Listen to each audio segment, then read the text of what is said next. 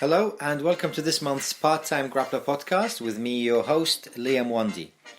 In this podcast, I will share some of the many lessons I've learned from the various martial arts teachers I've been lucky to meet and train with over the years, thanks to the blog, The Time Grappler. I will also share some of the ideas that my training as a secondary school teacher, that's what I do for a living, has fostered in me, whether that's regarding structuring a curriculum, teaching methodology, time management, or even lesson structure for those of us who teach martial arts in any capacity. I hope you enjoy listening to these podcasts as much as I enjoy making them. So, without further ado, I hand you over to myself and this month's Time Grappler Podcast. Today's podcast is not about any technique or strategy in particular. It's actually about a concept.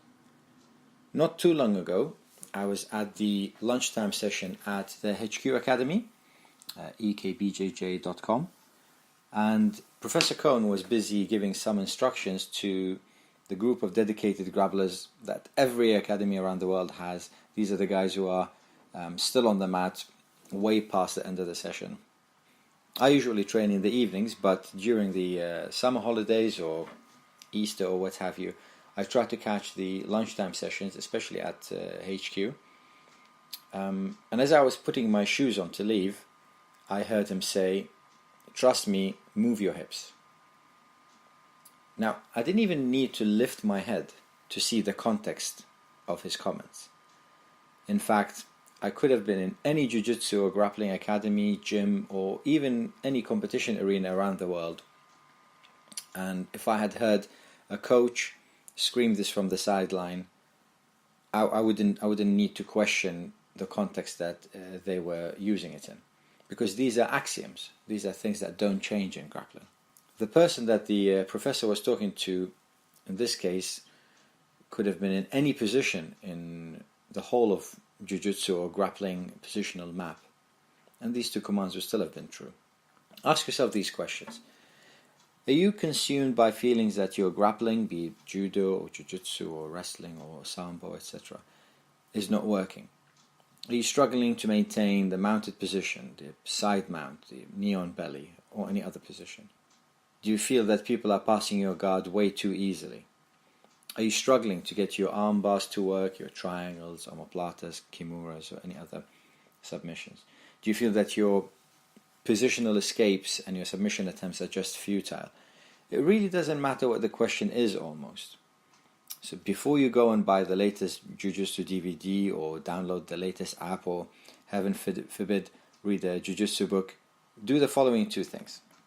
The first one is trust your coach. Review the mental or written or even video recorded, if that's your cup of tea, if that's how you prefer to keep notes, for that particular jiu-jitsu or grappling position. Try to remember anything and everything your coach says or demonstrates. Ask them for a private lesson on it or a review of the position, or at least ask one of the higher belts at your academy, preferably the one that your coach demonstrated the position on, to help you, and then trust your coach. The second thing that I recommend that you do is move your hips.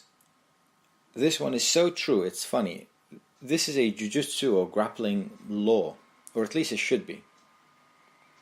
Take the position that you're struggling with, for example, escaping side mount, or finishing the triangles from the guard, or the classic hip throw, ogoshi, or any other throw.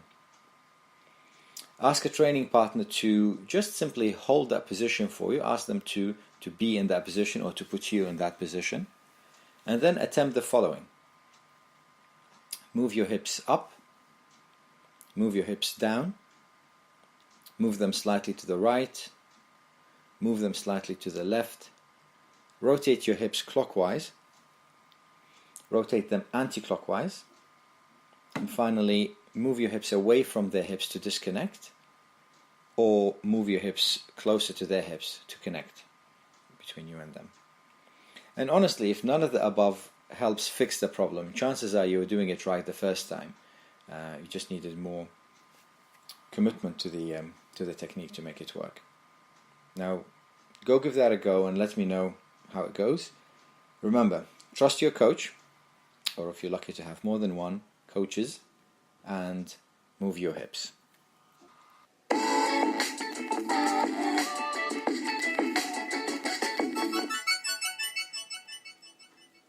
Just a quick note before I let you go. If you haven't seen it already, I recently released an interview that I did with the greatest of all time, Mr. Hodger Gracie, at his London Academy. I've always been a fan of Hodger's Jiu-Jitsu, but the more time I spend around him, the more I become a fan of the man himself and his outlook on life. To listen to the interview, you can simply Google the Time Grappler blog, and you will find the interview embedded there. Alternatively, I will put a link for it here on the show notes. Okay, folks, that brings us to the end of this month's podcast. If you have any feedback, I would love to hear it. You can find my email through either the blog or my own personal website, both of which you can find simply by Googling either the Part-Time Grappler or my name, Liam Wandi, that's Liamwandi. These two sites are also the best place to find out more about academies I'll be visiting or upcoming seminars or competitions I'm doing or participating in.